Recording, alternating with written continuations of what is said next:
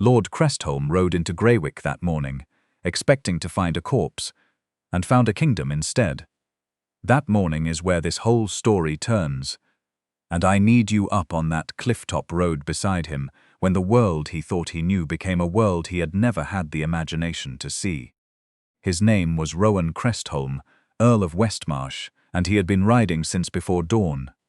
He was not a man who rode before dawn for pleasure. He was a man who had not slept in 3 nights, which is a different thing entirely. And the sleeplessness showed in the set of his shoulders and the way he handled his horse.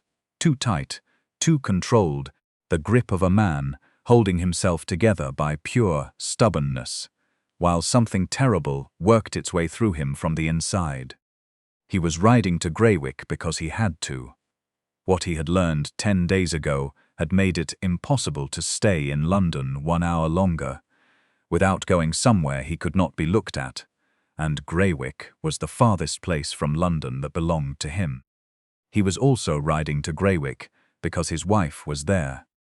He had sent her there 14 months before, and he had not written, and he had not come, and he had intended, in the cold way proud men intend things they cannot quite bring themselves to name plainly, never to think of her again. She was to be buried there, that had been the design of it. You do not say it in so many words, but everyone understands. You send a woman to the worst place you own, you stop writing, and the world takes the rest of the hint. The worst place Lord Crestholm owned was Greywick, a dying harbour village, on a stretch of grey northern coast that the sea had been working to reclaim for a generation. The docks were rotting, the fishing boats had stopped coming, because there was nothing left worth catching close to shore, and the boats were too old and too few to go farther out. The warehouses stood empty. Half the village had left for the mill towns inland, and the half that stayed had the blank, patient look of people waiting for something to finish ending. Lord Crestholm had chosen it for his wife, the way a cruel child chooses a cold puddle to drop something into, because it was the worst, because it was the farthest, because he wanted her somewhere no one would ever think to look. He had not asked himself, riding north through the small grey hours, what exactly he expected to find. He had not needed to ask.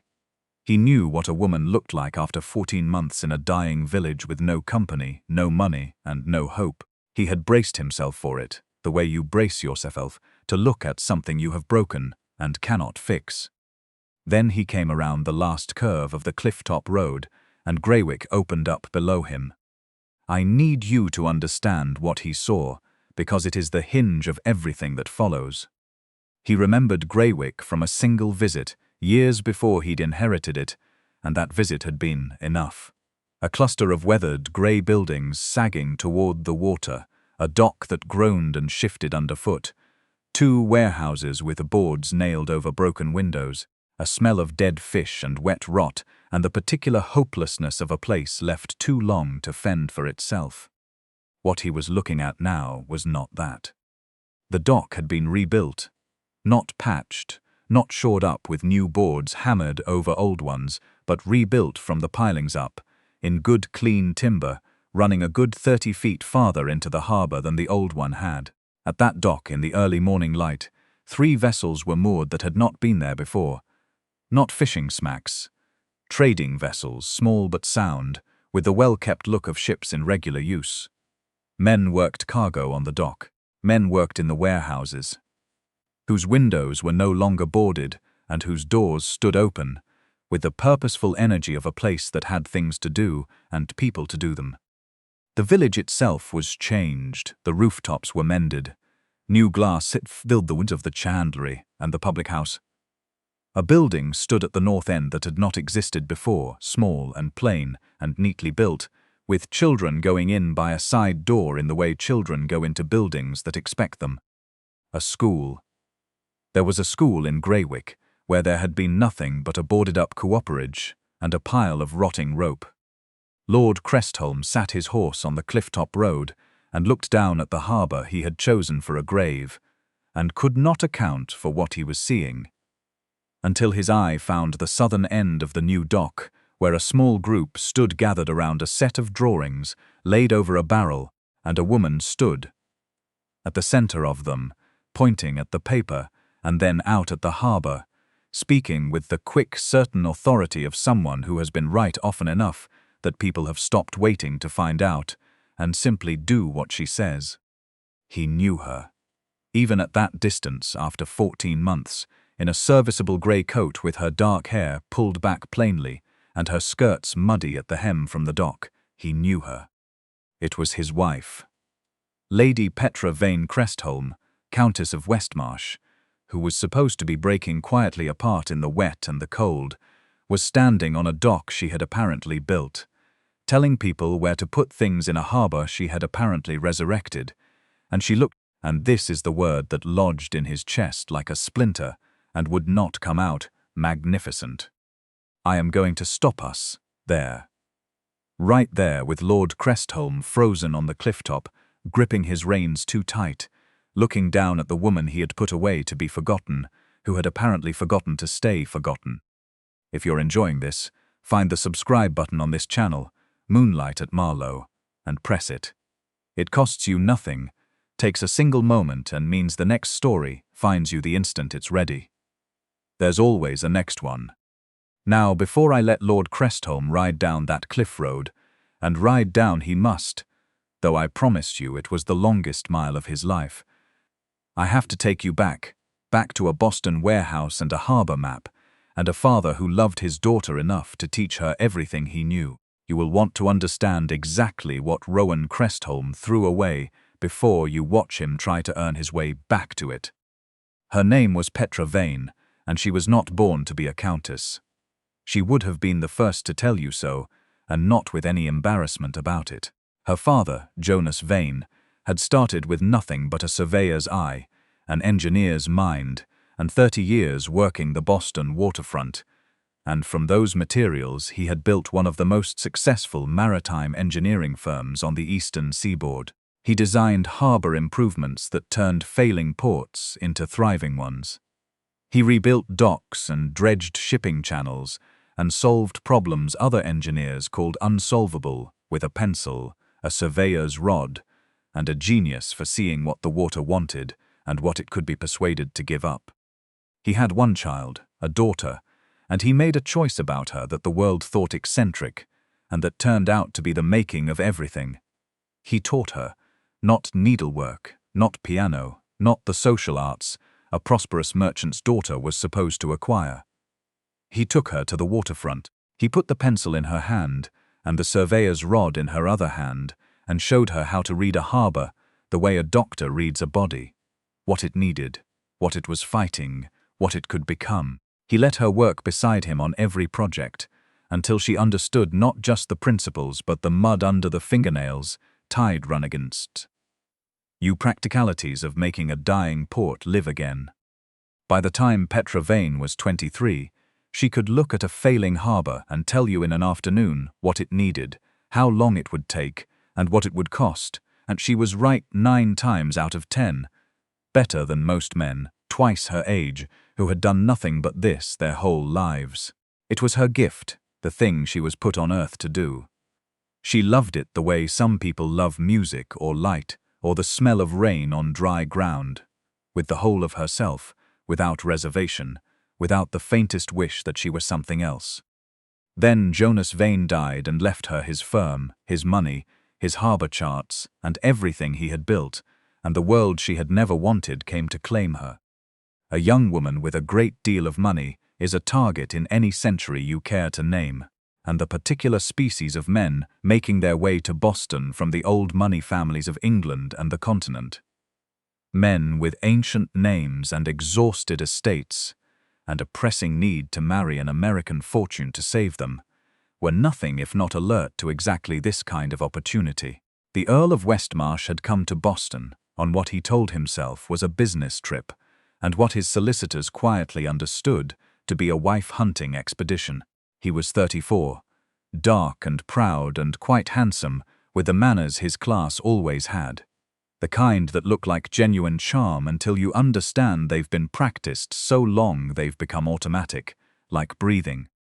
I want to be fair to Rowan Crestholm here, because fairness is the bones of a story, and without it you have nothing but complaint dressed up as narrative.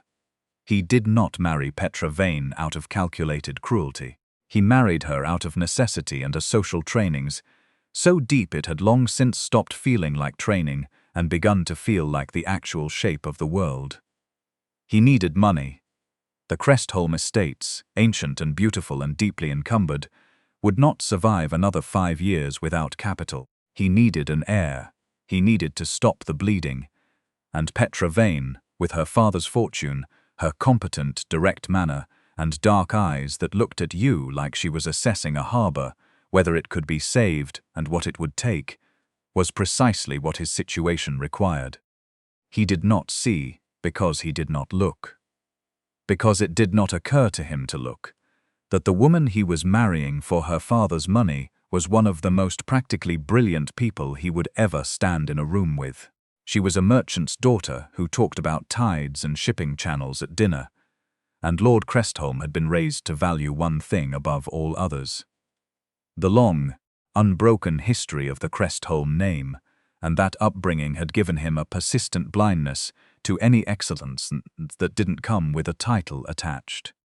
So the bargain was made. Her father's fortune for his ancient name, the harbour engineer's daughter for the countess's coronet. She had little say in it. Grief makes a person docile, and she was still raw from her father's death. And the lawyers arranged the particulars, and Petra Vane became Lady Crestholm and was carried off to Westmarsh House in London. The trouble began almost at once. Not with cruelty. That's what makes it hard to explain to people who haven't lived it. There were no raised voices, no cruelty you could point to and name. There was only the constant, patient, unyielding pressure of a world with no place for what she was. A countess does not review harbour surveys at the breakfast table. A countess does not correspond with port engineers in Bristol about tidal dredging. A countess does not carry a surveyor's rod or know what one is for. A countess decorates a drawing room, manages a staff, produces an heir, and adorns the social machinery her husband's name belongs to, gracefully and without fuss. Petra made fuss. Not intentionally. She was bored, genuinely and desperately bored, the way a person is bored when every single thing that makes them themselves has been put away in a closet and they're told to smile at it. And the boredom made her awkward, and her awkwardness confirmed what the whole glittering, cruel London social world had already decided about her. That she was common, that she did not belong, that Lord Crestholm had married beneath himself, as everyone had known he would have to. Poor man, given the state of his finances, and the best you could say for her was that she was quiet about her deficiencies. Mostly. Her husband agreed with them. That is the wound, not the Tun's opinion which she might have survived. She had never wanted their good opinion anyway. But Rowan Crestholm, her husband, the man who had stood in front of a minister and made her his countess, was ashamed of her. He felt it as a fact of his life, rather than a failing of his character. The way the well-trained always feel the cruelties their training built into them. She was a harbour engineer's daughter, and could not be made into something else, and every time she said the wrong thing at a dinner party, or wore the wrong expression at the opera, he felt it as a small, precise humiliation, and managed it the way he managed all his feelings, by putting them somewhere cold and getting on with things. She tried. I need you to know that she tried to learn the ornamental life, tried to be what the role required, and once or twice early on, she thought she glimpsed in Rowan Crestholm something underneath the perfectly managed surface she might have been able to reach, if he had let her, a genuine intelligence, a dry, quick humor he almost never deployed, but that flashed out sometimes like light off water, a loneliness she recognized because she shared it. She reached toward it once or twice, and he did not exactly pull away. He simply closed, the way a harbor closes in fog, and she could see nothing, and after a while she stopped trying to navigate blind and simply stood still and waited for the fog to lift. It never did. That was the marriage, cold and correct and going nowhere, slowly. It might have stayed that way, which is not the worst thing, only the saddest, had it not been for Lady Isolde Merton. Lady Isolde was beautiful, well-connected, and had expected, for the better part of 2 years, to be Countess of Westmarsh herself. She had not precisely been promised anything, but she had been courted, and then the Crestholm money troubles reached a tipping point, and Rowan Crestholm went to Boston and came back with an American fortune and an American wife. Lady Isolde smiled at the wedding, congratulated the couple, went home, and began to plan. She was patient, she was very good at waiting, and Petra, who had no friends in London and no experience of how the Tun's particular devastating weapons worked. The whisper, the hint, the story placed just so in the right ear, was a perfect target. It was built slowly and with care. A young surveying assistant Petra had hired to help with a harbour assessment, taken on purely to occupy her idle mind, became the instrument of it. Lady Isolde arranged forged notes, 2 well-placed witnesses, and a purchased servant so that what appeared to be happening, what any observer could be made to believe was happening, was that the Countess of Westmarsh was meeting privately with this young man for reasons that had nothing to do with harbour assessments. The story moved through London the way such stories always move, faster than truth and slower than air, and by the time it reached Lord Crestholm, it had already been settled as fact in the minds of half the people he respected. He heard it. He looked at the evidence Lady Isolde had so carefully arranged, and Petra came to him. Of course she came to him, white and shaking, telling him the truth.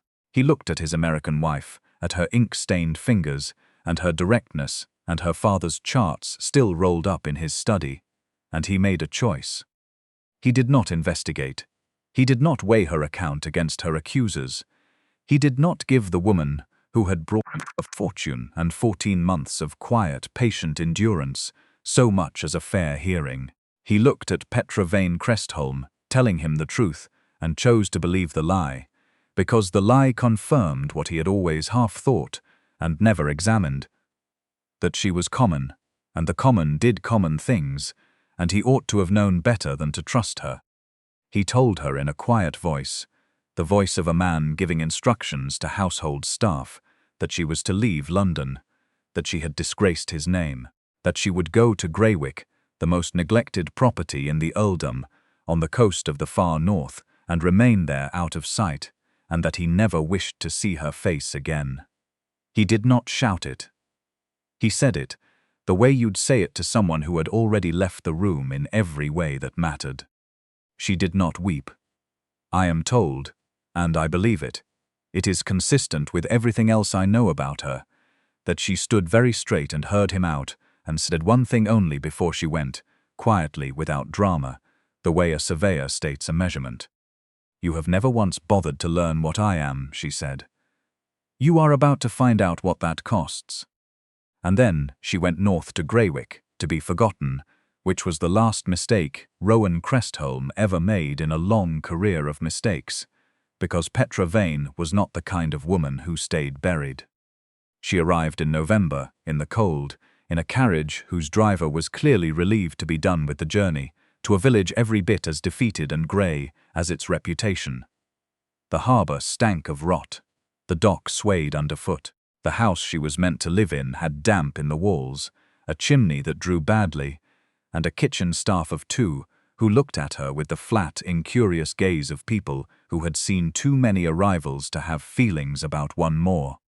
For 3 weeks, I will tell you honestly, she was nearly what he had meant to make her. She sat in the cold house and grieved, for her father, for the name she'd had before she'd traded it for a title, for the work she'd loved and been stripped of, for the husband who had refused, at every opportunity she had ever given him, to see her.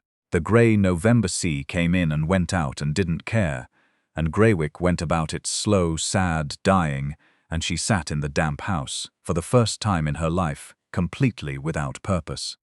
Then she went down to the harbour. She went because she could not sit still any longer. She wrapped herself in her heaviest coat, walked down through the village, out onto the old dock, and stood there in the wind, looking at what she'd been given. She had not meant to look at it with her father's eyes, But Jonas Vane had spent 20 years putting those eyes in her head, and they were not the kind you take off and set aside. She stood on the rotting dock and looked at the harbour and started seeing, not what was there, but what was underneath. What was there the way her father had taught her to look? The shape of the harbour was sound. The approach from the sea was clear, the bottom mostly good, the problems fixable with the right work in the right order. The dock had rotted from neglect, not from any flaw in the design. The pilings went into solid ground, and the positioning was right. The fishing had died because the close-in waters were exhausted and the fleet too small and too old to go farther. But there were other things a harbour could be for. There was a decent road south toward the market towns that would carry freight. There was a chandlery that could be reactivated. There were warehouses needing nothing but cleaning out and new doors. There was a village full of people who had forgotten what it felt like to have enough, half-starved for the kind of work that came from somewhere, and went somewhere, and meant something when it was done. She stood there on the swaying dock in the November wind, and felt something she had not felt in 2 years, not even in the weeks of grief since she'd arrived.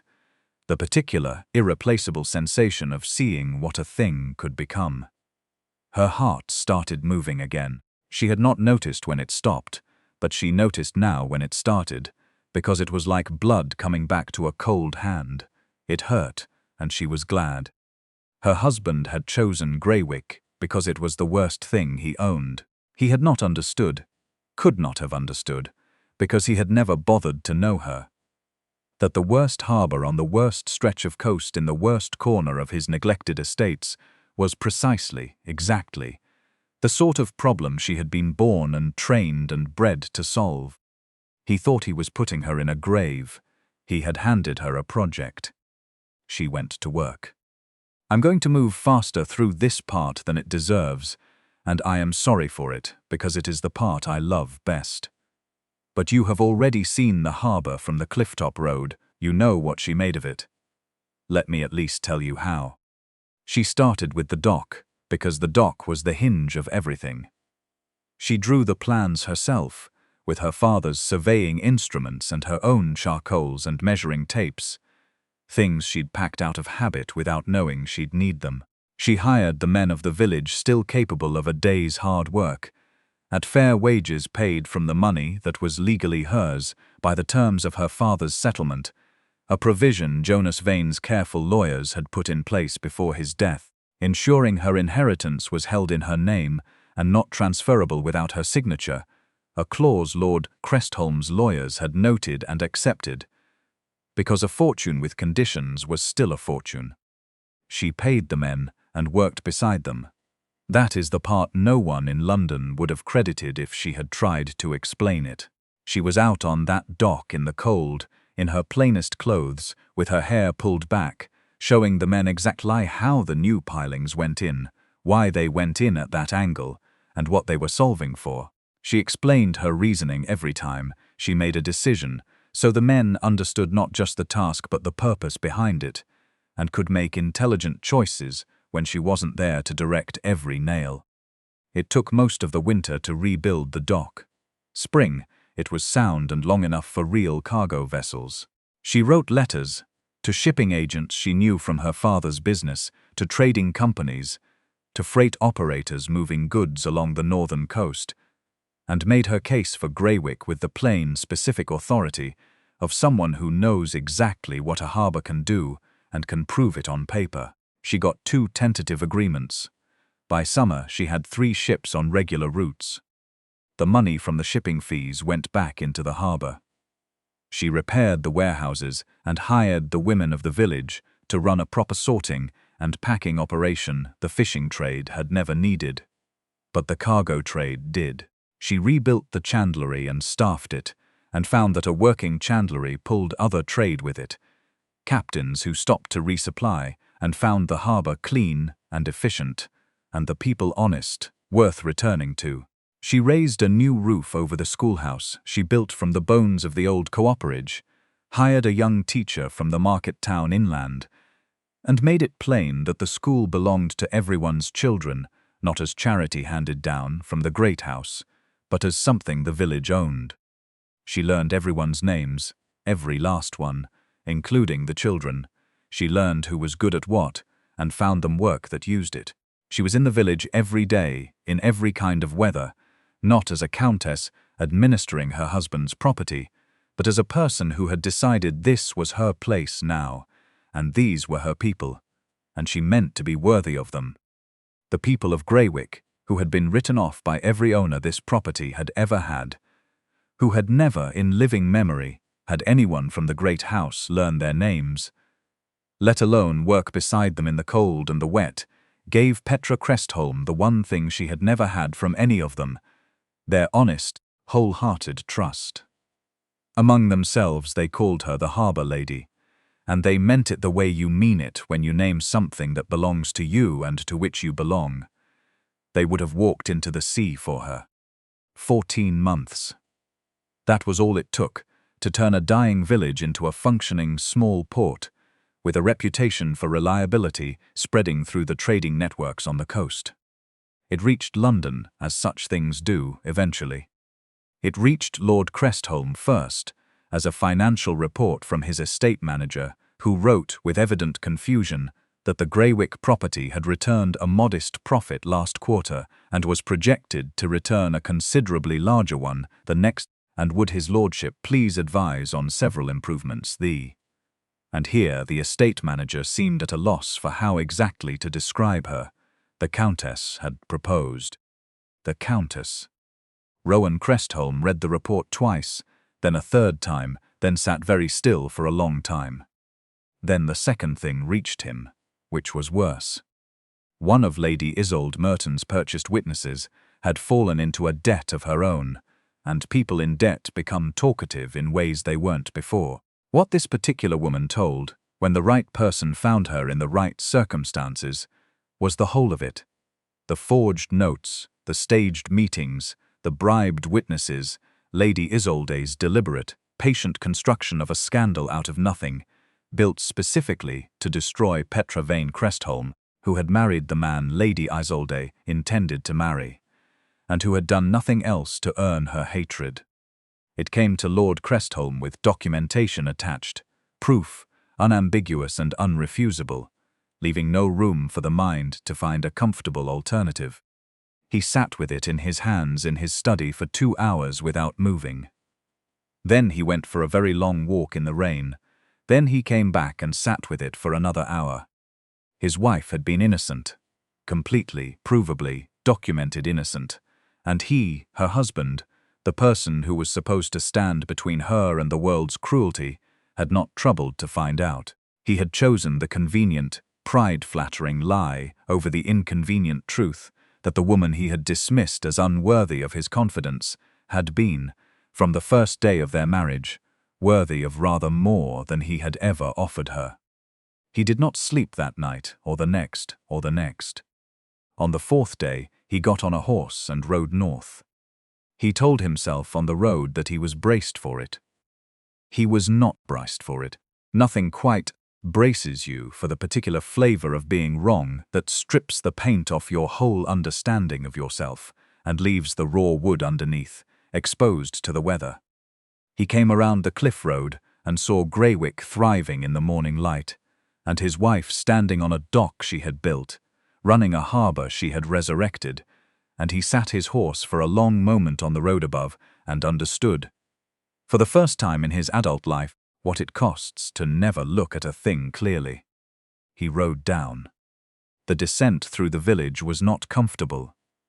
The people of Greywick knew who he was, their lady's absent husband, the southern lord who had sent her north and never come to see whether she lived or died, and they did not pretend otherwise, and they did not pretend to be glad to see him. The harbour men watched him ride by, with expressions that were not hostile exactly, only the way you look at something you have already made up your mind about. He rode through it and down to the dock, and reined in 20 feet from where she stood with her group, her back to him, still pointing at something on the drawing spread over the barrel. She knew he was there. He could tell by the slight change in her shoulders. One breath, one moment of stillness, And then she finished what she was saying to the man beside her, as calmly as if she were finishing a sentence interrupted by nothing more significant than a passing cloud. Then she turned to face him, and walked the few steps to where he waited, and looked at him across the short distance. She did not look like a woman who had been beaten. She did not look like anything he had expected or prepared for. She looked like a person who had been somewhere very cold and very difficult, and had come through it with the particular authority that only comes from having actually been through it, and knowing that you have. "My lord," she said, "it is a long way to ride. Was there something you needed?" It was not said with cruelty. It was said with composure, which is a different thing, and considerably more effective. He got down off his horse. He was not sure exactly why, only that something in him understood this conversation should not be conducted from horseback, and came to stand before her on the planks of the new dock she had built. He had rehearsed this. He had rehearsed it for 3 days on the road north, tried a dozen different versions of it, the dignified version and the honest version, and several uncomfortable combinations of both. All of them deserted him now. He stood on her dock, in her harbour, and said the only thing left. "I know," he said, "about Isolde Merton, all of it. I have the proof. I know you were innocent, Petra. I have known it for 10 days, and He stopped. He started again. "I came because I had to come, not because I have any right to be here. I know I have no rights here. I came because I spent 3 nights trying to find a letter that would do instead, and there is no such letter. Some things you have to come for." She watched him. Her expression did not change, but she was listening. "You were innocent," he said, "the entire time, and I chose not to find that out, not because the truth was unavailable to me, because finding it out would have required me to treat your word as worth investigating, and I had decided, before I ever asked a single question, that it was not." He said it flat, without the varnish of excuse, because he had run out of varnish somewhere on the road north. "I convicted you and exiled you because it was easier than justice. Because my pride preferred the answer that confirmed what I had always assumed about you, and because—" He paused. "Because I had spent 2 years being ashamed of you," he said, "and I had never once looked closely enough at you to understand that the shame was entirely mine." She was quiet a moment. The harbour moved around them, water against the new pilings, men working, a vessel creaking in its moorings. Then she said quietly, "Tell me something, Lord Crestholm. Why are you truly here? You could have cleared my name from London. You could have written me a letter. You have proof of the scandal. You could have acted on it without riding 3 days to stand on my dock. So what is it? Have you come to inspect the harbour now that it turns a profit? Have you come to collect the wife who has proved useful after all?" She did not say it with bitterness. She said it with the directness of a person who spent her days looking at things clearly and had long ago decided it was the only way worth living. "I have come," he said carefully, "because I rode over that cliff road expecting to find what I had made you into, and I found instead." He looked at the harbour, the dock, the school with the children going in at the door. "This, all of this, and the only word I had for it was yours. That is the only word I have, yours." He looked back at her. "I came because I looked at what you built out of what I gave you, and I understood, standing on that road, the full measure of what I have been. I married you for your father's money, and I was ashamed of you for earning it. I threw you into the worst place I owned, and you made it the best. I could not stay in London knowing you were here, without coming to say that I know it. That is all I came to say. I am not here to reclaim anything. I am here because some things you have to say in person, on the dock the other person built, looking up at them, and that is the only honest way left to me." Something moved across her face. Not softness, not yet. She was too careful for that and too much herself. But something. The old wound acknowledging that it had heard a true thing. "You will clear my name," she said at last, "publicly, completely before anyone in London who had an opinion about it, not as a favour to me, because it is owed." Yes, he said. Whether I forgive you or not. Yes, he said again. She looked at him a long moment, then do it. Go back south and do it, and let Isolde Merton answer for what she built. Spend that precious name you valued above everything on the truth for once, and see how that feels. And then she looked at him with those direct eyes her father had given her, and said, when you have done it, when it is done completely and the world has heard it, then you may come back here if you choose. Not as the Earl of Westmarsh, inspecting his property, as a man who wants to learn what his wife is, which you should have done 3 years ago but did not. You will learn it here, on this harbour, at this work, at my pace and on my terms. I am a demanding teacher. I do not pass people who have not earned it, and I will make you no promises about what is at the end of it. Only the chance. Only the work. Only the honest, plain possibility that if you are willing to do it, and if you mean it, and if you hold to it, then we may find out together what this marriage would have been if you had ever looked at me clearly from the start. I offer you nothing more than that, she said. It is considerably more than you came expecting, and probably more than you deserve. But I find I am curious, Lord Crestholm. You are not entirely what I assumed either. I think there may be a man somewhere inside the one I married. Come and prove it, if you have the nerve. And Lord Crestholm, who had ridden north braced for the wreckage of his own cruelty, bowed his head on the dock his wife had built, and said yes. He did what he promised. He went back south and laid every piece of Isolde Merton's manufactured scandal before every person who had believed it, relentless about it in a way his social world found deeply uncomfortable, because the Earl of Westmarsh calling out a lady of quality in public was not the sort of thing anyone quite knew how to manage. They did not manage it. Lady Merton withdrew from the society she had schemed in shortly afterward, and was not much mentioned again. Then Lord Crestholm came back to Greywick. He stayed. Petra did not make it comfortable for him. She had told him plainly she would not, and she was as good as her word. He worked. He learned the harbour from her, the way she had learned from her father, standing in the cold and the wet with the tide running in, the only way you truly learn a thing, by doing it wrong first, understanding why it was wrong, and doing it differently. He learned from the harbour men who were not inclined to be easy on him and weren't. He learned from the village slowly, earning its tolerance the only way you earn it from people who have been let down before. By not letting them down, one day, and then another, and then another. Petra watched him learn it. She was not warm, not at first. She was fair, she was honest. She did not make things harder than they needed to be, but she did not pretend hard things were easy, and she forgave nothing until she understood it, which is the only forgiveness worth having. What she found, over the long working months of that winter and the spring that followed, was the thing she had glimpsed once at the very beginning, reached toward, and been refused. The man underneath the pride, which the pride had burned away at last, on contact with the unvarnished truth of what he had done. He was quick. He was more capable than she had expected, once the expected outcomes stopped mattering more to him than the actual ones.